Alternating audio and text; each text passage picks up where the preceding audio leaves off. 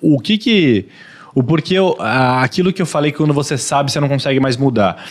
O porquê a gente não consegue, sei lá, mudar para uma ilha deserta com sua família e falar assim, pô, tô feliz e vou viver com isso, e ainda fica aquele...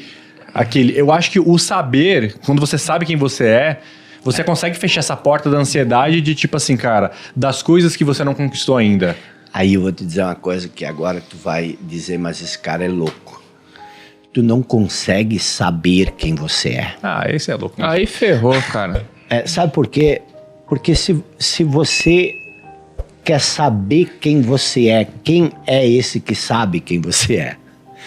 Tu não consegue. O saber, ele já é uma ideia sobre você. Por que você não consegue saber quem você é? Porque você já é aquilo que você é. Você só consegue ser quem você é. Aí você diz, mas como é que eu alcanço esse estado onde eu sou o que eu sou? Quando você eliminar tudo que você não é. Entendi. E como é que você elimina tudo que você não é? Tira todo o passado e todo o futuro da sua mente.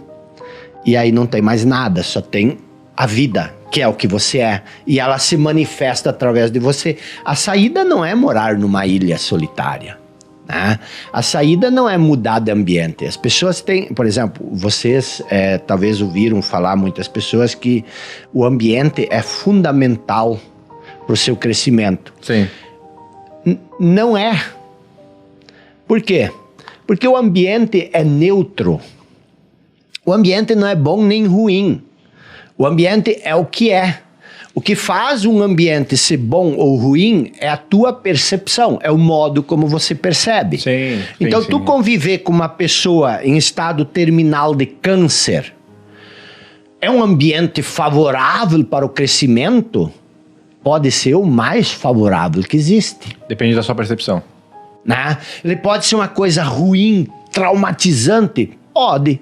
Depende da sua percepção. Isso aí faz muito sentido agora pra mim, cara, porque pensando na minha trajetória de histórias tristes que eu tinha quando criança, faz sentido muita coisa não me afetar, porque eu não tinha uma percepção que tava tudo horrível. Uhum. Eu morar num lugar ruim, perdi meu pai cedo e tudo mais, tudo isso foi trágico, mas eu conseguia ver a vida de um jeito bom. Sim. Exato, e aí vem uma coisa que você falou que é muito importante a gente perceber, se a gente quer buscar o autoconhecimento que nós falamos lá. Mas é tudo isso do inconsciente, eu não sei o que eu tô querendo. Mas o ser humano, ele é totalmente inconsciente. Nós vivemos num estado de inconsciência. Uhum. Então, o que acontece? Por exemplo, você disse, porque as histórias, a maioria de nós, existe o fato. Aham. Né? Fato, isso aconteceu. Pensa uma coisa trágica do passado, isso foi um fato, aconteceu. Esse fato por si só, ele não é tão trágico, tão traumático. O que torna esse fato trágico e traumático é as histórias que a gente conta sobre esse fato. E aí chega um momento em que você passa a esquecer do fato e você só lembra da história. E você confunde a história que você conta com o fato. E a história se torna o fato. Não existe tristeza ser uma história triste. Tu tem que contar a história triste, aí tu entristece. Uhum. Entendeu?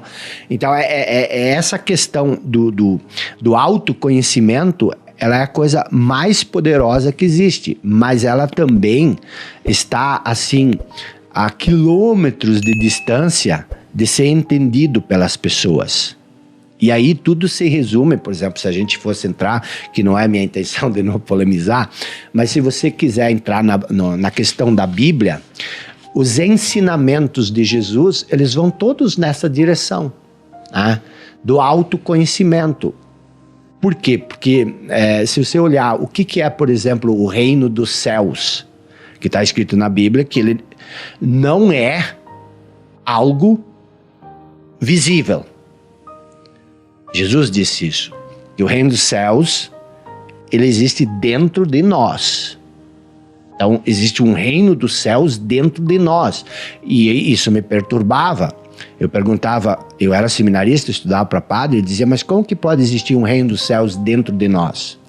O reino dos céus é o intangível, é a não forma, aquilo que não tem espaço. E aí ele diz o seguinte: você primeiro precisa buscar primeiro o reino de Deus, o reino dos céus, e depois o resto será acrescentado. Esse é o nosso propósito primário.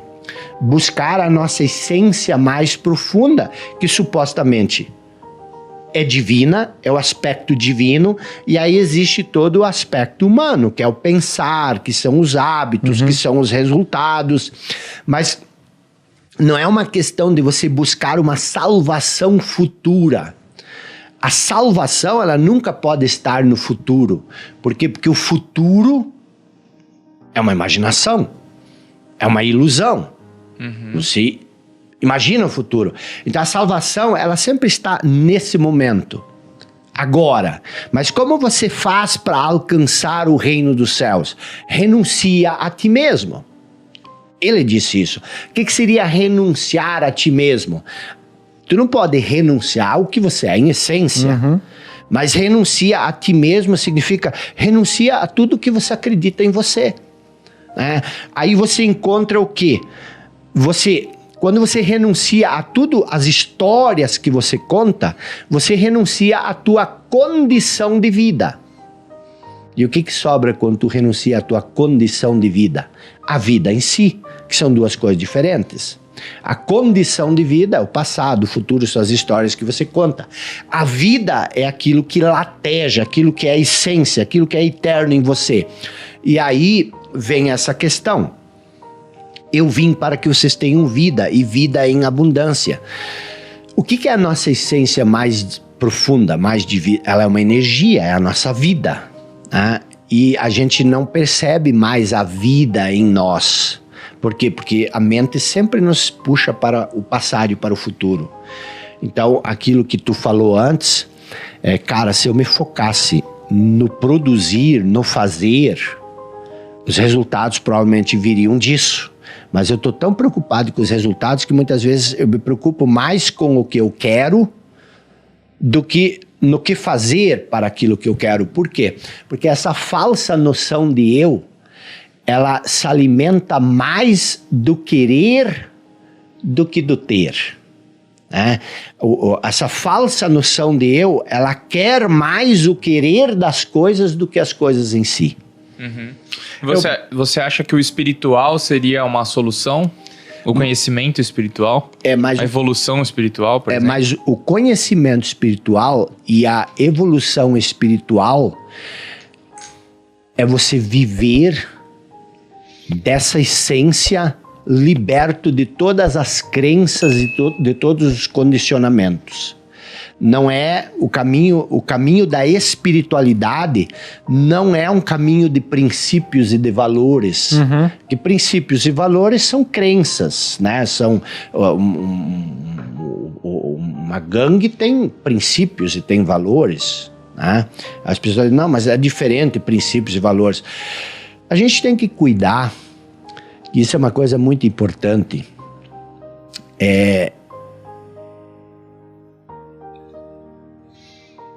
a definição de uma coisa nunca é a coisa.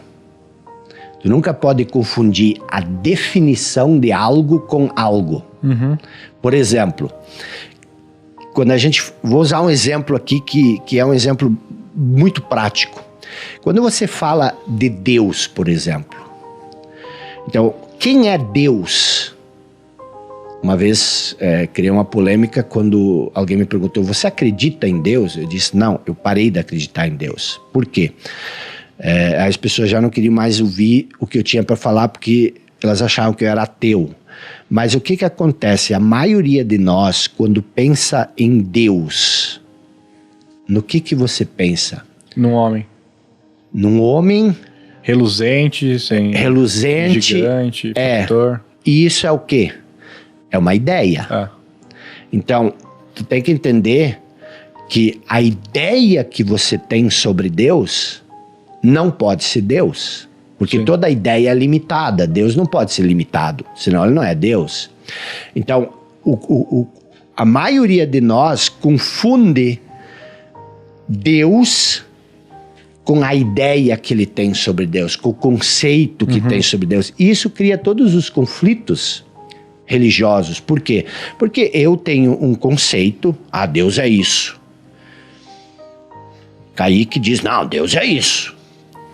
Lucas diz, não, Deus é isso. Aí eu olho pro Kaique e digo, o Kaique não acredita no Deus. Ele tem uma ilusão falsa sobre Deus. E aí o Lucas entra no jogo e diz, não, os dois não acreditam. E aí começa o embate conflituoso. Mas nada do que você pensa sobre Deus é Deus. Todo conceito, ele é simplesmente uma placa que aponta para um lugar. A espiritualidade, o que é a espiritualidade? É uma palavra. E essa palavra aponta para algum lugar.